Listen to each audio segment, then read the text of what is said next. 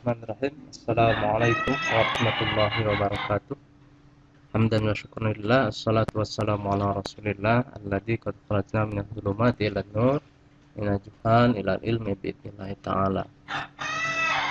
Baik teman-teman mahasiswa, pada kesempatan ini atau pertemuan pertama ini saya ingin menyampaikan berbagai hal terkait dengan persoalan perkuliahan. Yang pertama terkait dengan kontrak pelajar yang sebelumnya sudah kita sepakati bersama. Untuk yang kedua, saya ingin menyampaikan bahasan-bahasan yang akan disampaikan pada pertemuan perkuliahan dari bahasan ke-1 sampai bahasan ke-10, atau bahkan ada tambahan-tambahan nanti sampai 14 kali pertemuan. Baik, untuk pertemuan pertama ini saya ingin menyampaikan tentang urgensi mempelajari dasar-dasar ilmu dakwah. Ini adalah salah satu unsur dari misi dakwah adalah gerakan moral. Hal ini dapat kita pahami dari berbagai gerakan dakwah yang dilakukan oleh para nabiullah. Para nabi senantiasa dihadapkan pada realitas masyarakat yang sedang mengalami dekadensi moral. Para nabi diutus memperbaiki moral atau menata moral masyarakat, bagaimana pula yang telah ditugaskan oleh Allah kepada Nabi Muhammad SAW. Nabi Muhammad sendiri telah menegaskan melalui sabdanya bahwa sesungguhnya aku diutus oleh Allah, yaitu untuk menyempurnakan akhlak yang mulia, utammima makarimul akhlak. Secara umum gerakan dakwah yang selama ini dilakukan baik dalam skala regional, nasional maupun global dinilai belum mampu mengantisipasi arus perubahan sosio-kultural yang begitu cepat sebagai akibat dari perkembangan ilmu pengetahuan. Antara lain ditandai oleh tema-tema dakwah yang disajikan banyak yang dipandang kurang relevan dengan isu-isu utamanya yang terkait dengan perkembangan masyarakat atau yang berkembang di masyarakat. Tema-tema dakwah yang dikembangkan lebih banyak berorientasi pada hal-hal yang bersifat eskatologis. Sementara bagaimana pembangunan kemajuan untuk kebahagiaan hidup di dunia kurang mendapatkan tekanan yang seimbang. Karenanya amat wajar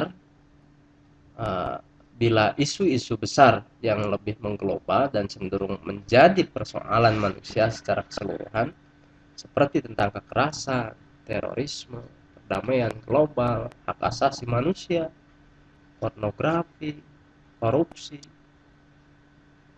perusakan lingkungan, dan lain-lain tidak terbahas secara serius, juga tidak terbahas secara mendalam. Demikian halnya dengan model-model dakwah yang ada. Model dakwah belum mampu membaca akar permasalahan umat secara cermat dan menemukan langkah-langkah pemecahannya secara tepat, terutama yang terkait dengan rendahnya kualitas moral masyarakat.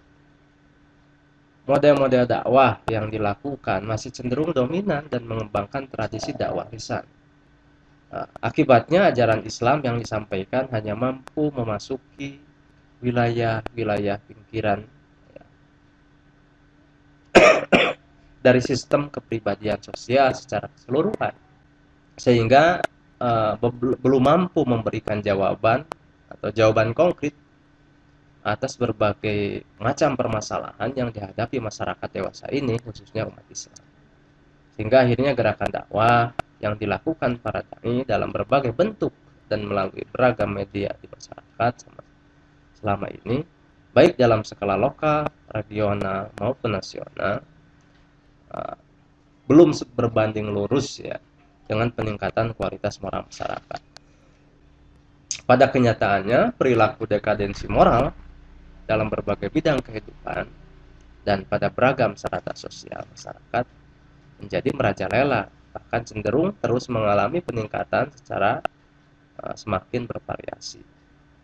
Munculnya beragam persoalan dalam bidang politik, ekonomi, sosial, dan budaya di tengah-tengah kehidupan bangsa Indonesia misalnya, disinyalir dipicu oleh lemahnya muatan dan implementasi nilai-nilai moral dalam berbagai bidang kehidupan yang antara lain akibat dari lemahnya penerapan model-model dakwah yang tepat dalam memperbaiki moralitas masyarakat. Inilah pembuka ya, yang ingin saya sampaikan untuk pendahuluan proses perkuliahan. Ketika teman-teman mempelajari dasar-dasar ilmu dakwah, harapannya adalah teman-teman mampu mengetahui dan memahami dasar-dasar disiplin ilmu dakwah serta memahami tentang penerapan teori-teori dakwah dalam berbagai perspektif.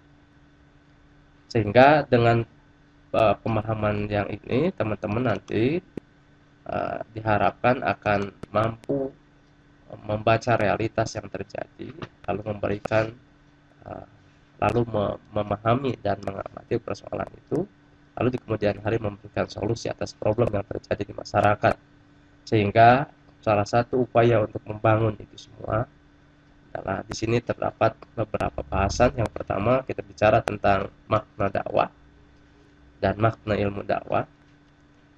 Yang selanjutnya ya, pertemuan selanjutnya pertemuan keempat kurang lebih ya, akan membahas tentang ruang lingkup dakwah.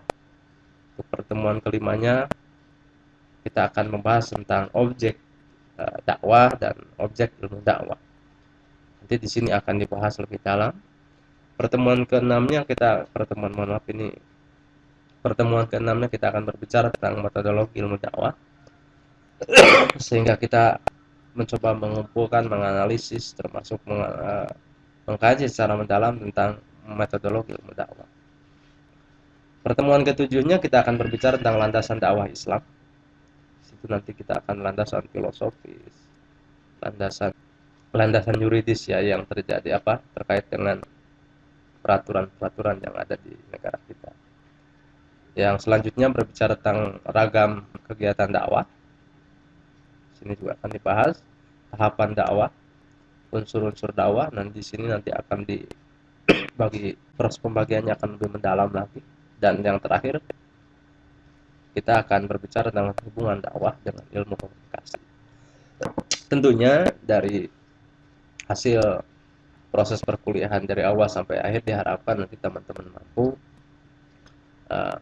memahami terkait dengan dasar-dasar ilmu dakwah seperti harapan semula dan mampu menyelesaikan proses perkuliahan secara maksimal, termasuk juga melalui daring ya, melalui Zoom Meet, Google Meet, ataupun termasuk juga menyimak presentasi-presentasi yang saya sampaikan.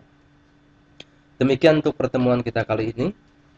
Saya ucapkan terima kasih teman-teman yang sudah menyimak dan hadir dalam absensi INOS yang telah disediakan oleh kampus, dan tetap bahagia, tetap gembira, dan tetap mampu membahagiakan orang tua. Terima kasih. Billahi taufiq wal hidayah. Assalamualaikum warahmatullahi wabarakatuh.